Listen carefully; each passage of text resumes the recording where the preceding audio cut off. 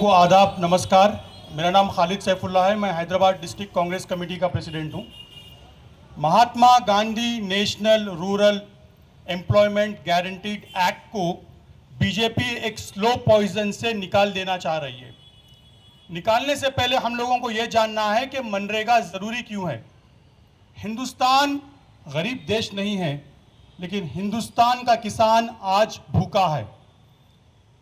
Indian institute of management Kozhikode के research के हिसाब से प्रोफेसर राज और प्रोफेसर बालाकृष्णन ने कहा कि 40% किसान 2 वक्त का खाना नहीं मिल सकता उन्हें, और 10% रूरल इंडिया में लोगों को 2 वक्त का खाना कमाने की ताकत नहीं है।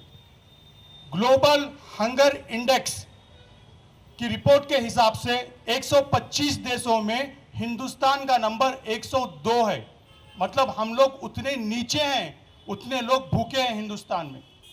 यूनाइटेड नेशंस की रिपोर्ट के हिसाब से 12% बच्चे अंडरनिश्ड हैं।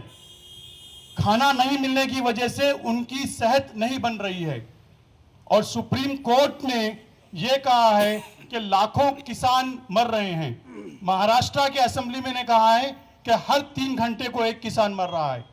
सुप्रीम कोर्ट की एक अलग रिपोर्ट है जिसमें यह बताया जा रहा है कि 50% किसान कर्जे में डूबे हैं।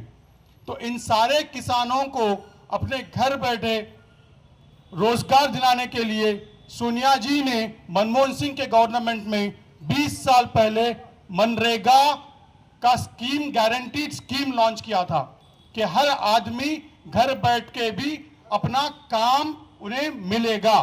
और काम कौन डिसाइड करेगा? ग्राम पंचायत डिसाइड करेगी। लेकिन मोदी गवर्नमेंट इसको निकाल रही है और हम लोग ये निकालने नहीं देंगे। हम लोग ये एहतजाज करते रहेंगे। शुक्रिया।